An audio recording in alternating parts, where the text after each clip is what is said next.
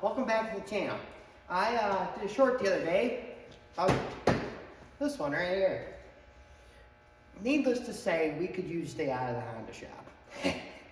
I'm sure there's quite a few other people that can agree with that statement sometimes too. But, so what I should say about this four-wheeler is back in the fall, about October time or so, we were getting to the point where we needed new four-wheelers. So there really wasn't much option still for Hondas. Hondas wasn't making a lot of four-wheelers apparently, and the dealerships couldn't get them. So the dealership had these two-wheel drives. They're good machines. This one is an electric shift, this one's a foot shift. Just two-wheel drives, and they're good machines. Our Honda Rancher is a very good, stout machine. But when we were buying these, Dad wanted an automatic. That was his thing. He wanted power steering. That was the other big thing. Is these two-wheel drives steer very easy as it is because you're not turning half the parts in the front end. But Dad wanted, I would say probably power steering was more important to him, but the automatic was a big thing also. So we were boiling maple syrup, looking on our phones at the dealership's inventory, which is not ever a good thing, and they had this Rancher on sale for a couple $100. So needless to say, while we were boiling sap, we ended up buying another four-wheeler. It's probably not a good thing, but anyway, so we got a four-wheeler, another one I guess. It's a 24 Honda Rancher. It's the, I think it's Avenger Red now, versus these are the Honda Red. So they, in 24, they changed the color of them a little bit. But, so it's a 24 Rancher Red, power steering, automatic 4x4. The only option this machine does not have is independent rear suspension. It's solid, it's got a solid rear axle. So, but to be honest, we use them enough with the hitch.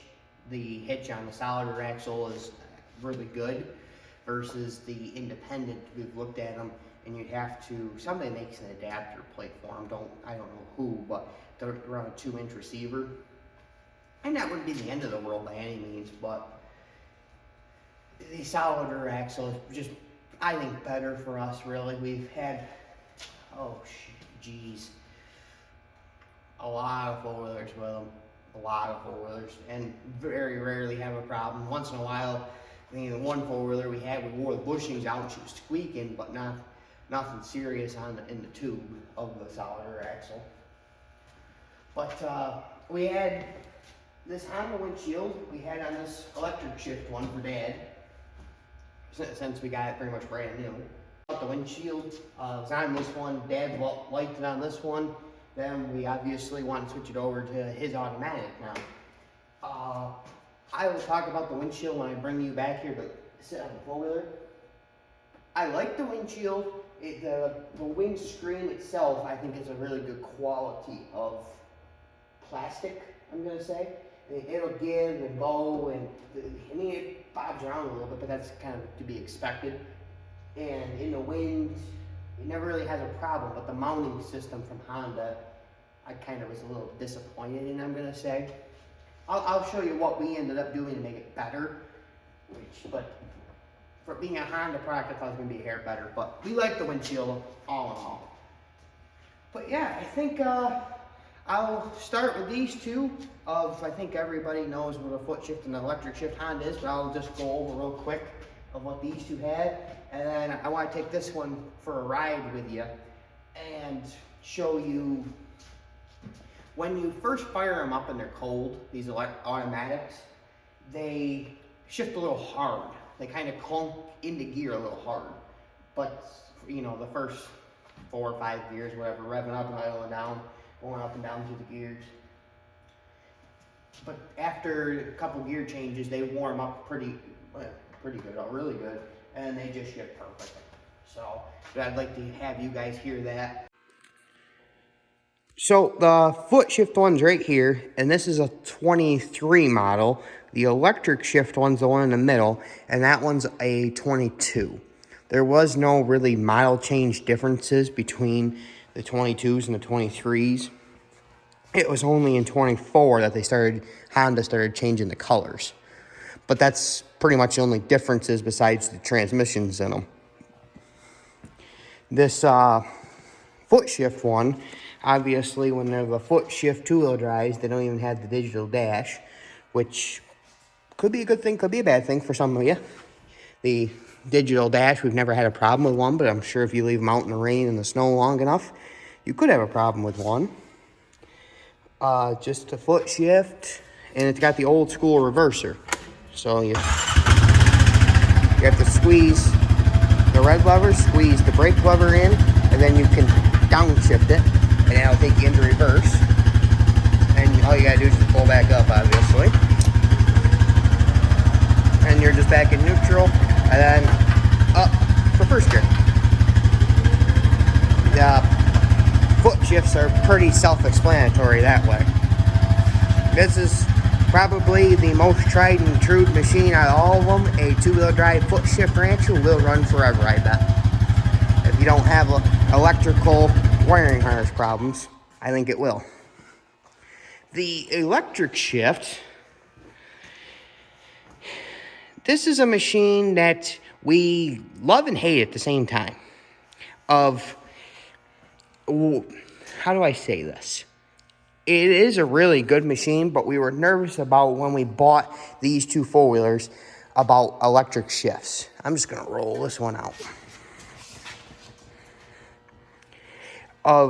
Sometimes they can be more temperamental.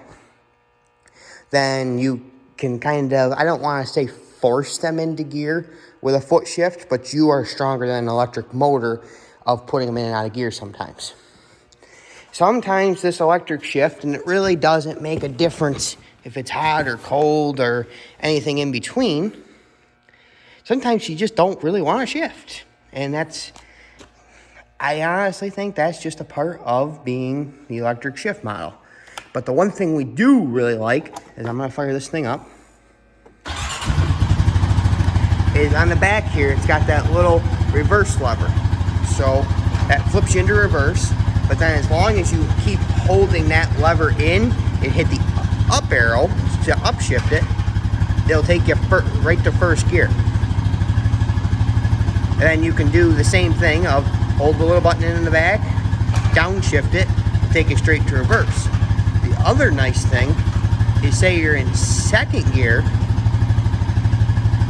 and you want to go straight to reverse, is even in second gear it'll go straight to reverse.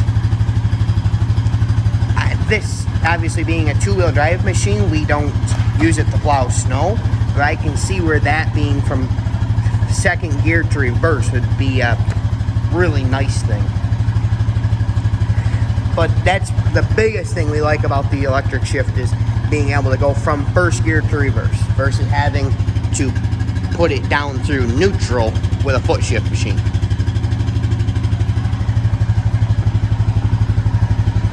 And this one, since October area, we put about 250 miles on it. And then we have the automatic. This one is very similar to the electric shift in how it reacts. It's got the same push button up and down, obviously. It's got the same reverse lever. And then it's got your electric shift program or auto. I can say with honesty, I don't think Dad will ever take it out of auto. I am about 100% certain of that. Let's just be honest with Dad. So let's fire this one up too. How many miles did we put on this? Oh, we already got 12 miles. That's pretty good. All right, so we're in automatic, so when you hit it up, you put yourself in the drive, and then it's the same thing of squeeze the lever in the back, hit reverse, or hit down, it goes into reverse. And when you switch it over to electric shift program, obviously you put yourself into first gear, and you can still go to reverse by holding in the lever on the back. Huh, that's interesting. I didn't realize that. Oh, there it goes. Must be I'm going too fast for it. Yep, there it goes. I'm just going too fast for it. It'll still do the same thing of you squeeze in the lever, it'll go to first gear. Will it do it in second? It won't just shift up to second.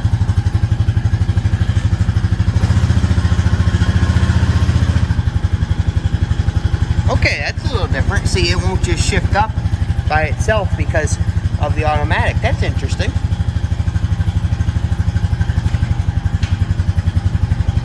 And then the other cool thing, you'll see we're in gear. I'm going to shut it off and then flip the key back on. I'm going to be really quiet and you can hear it shift.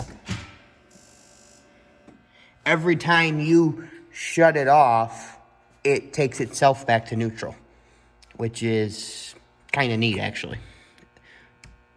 I'll flip it back over to automatic. The Honda windshield, I mentioned this earlier. It had clamps that went around this, obviously the handlebars right here. And see that little pin? Looks like a fine idea, but take a look at this side. I don't know if you can, yeah, you can see that there. It ripped that piece of plastic out. So, I don't know, it shouldn't be, it kind of is on Honda a little bit with that. We like the windshield so much that Dad obviously wanted it. So we ended up taking, if you ever get one, you'll see it's got this little round, I'm just gonna call it a peg for the sake of the argument here. And all we did was we found gas line clamps that were small enough to fit through the slot, ran them around. We had to put two of them together to get them, so we had a thin enough gas line clamp, excuse me, and went around the handlebar and just tightened the living hell out of it. And that seemed to hold it pretty good on both sides. And I think it's actually better than the original Honda clamps, because we had it on that machine, and every time we would ride across one field that was kind of rough, Dad would be stopping to re-tighten up his windshield. So I rode it across there yesterday after I got the windshield on, and I didn't have to stop and re-tighten it. So I think we actually fixed the Honda accessory better than what Honda did. And I'm not blaming Honda, just I wish that was a little better system. If you guys ever buy one, I would suggest it, but I'm just going to warn you that the clamps kind of suck. I'm just going to warn you. I think other than that, I mean, obviously she's a 4x4 machine, so it's got the lever versus the empty slot like the two-wheel drives do. But I think other than that, I am going to throw a jacket on and let's take her for a ride, and I'll show you how the automatic reacts too. The other thing you can do is, while I'm here and not having the machine running, I'm going to explain this. Say you're in auto mode and you're just getting to the bottom of a hill and you want to, give the machine more RPMs, is you can actually downshift it while it's in auto, and it'll hold that gear selection and take your input, which is actually a very good feature. I just thought I needed to throw that in there. But yeah, I'm going to throw a jacket on and let's take her for a quick ride. Before I get started with this ride, I just need to say that I will never buy a machine without power steering again. That is a big feature of it doesn't have the kickback anymore. You could live without it, Grant, but once you have one with power steering, you don't go back, really. So, we are in auto, just in drive, and let's see how, I'll show you how she does.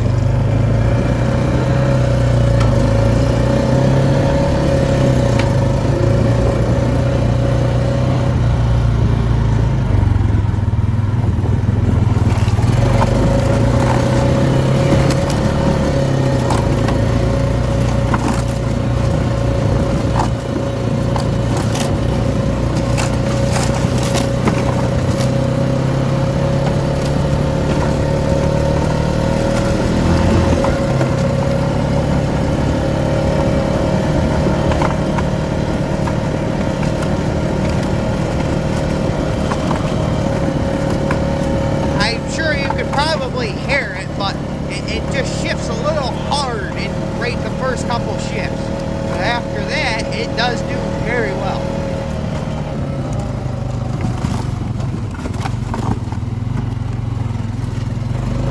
Man, that was probably a little rough, sorry.